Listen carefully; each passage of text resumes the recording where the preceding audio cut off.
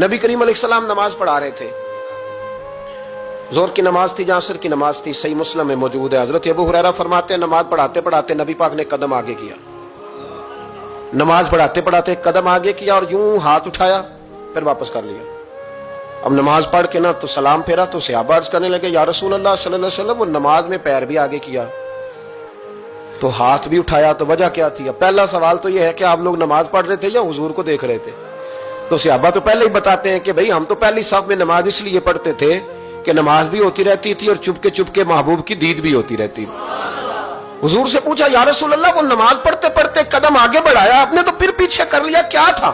اور ہاتھ اٹھایا تو پھر آپ نے نیچے کر لیا۔ تو نبی کریم فرمانے لگے نماز پڑھاتے پڑھاتے جب میں نے کہا نا سمی اللہ لمن حمیدہ، اچانک میری نظر اٹھی تو جنت میں چلی گئی، نظر اٹھی تو جنت میں، تیرے لیے 2-4 قدم عرش بری ہے۔ تو محبوب فرماتے ہیں جب میری اوپر نظر گئی نا تو میں نے دیکھا کہ انگوروں کا ایک خوشہ لٹک رہا ہے جنت میں، تو میں نے ہاتھ بڑھایا کہ توڑ لوں۔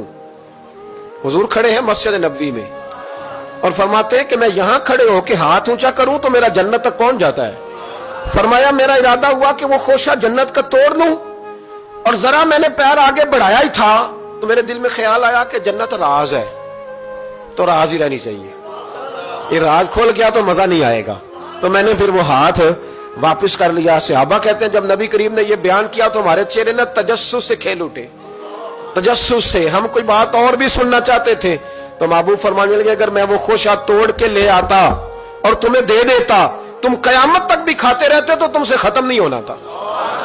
یہ صحیح مسلم کی حدیث ہے۔ او بھائی میرے رسول کریم کے واقعہ معراج پہ شکوہ کرنا، کہنا سمجھ میں نہیں آتی کیسے گئے تھے، تو جو چاہے تو ہر شب ہو مثال شب اسرا، اس لیے کہ تیرے لیے 2-4 قدم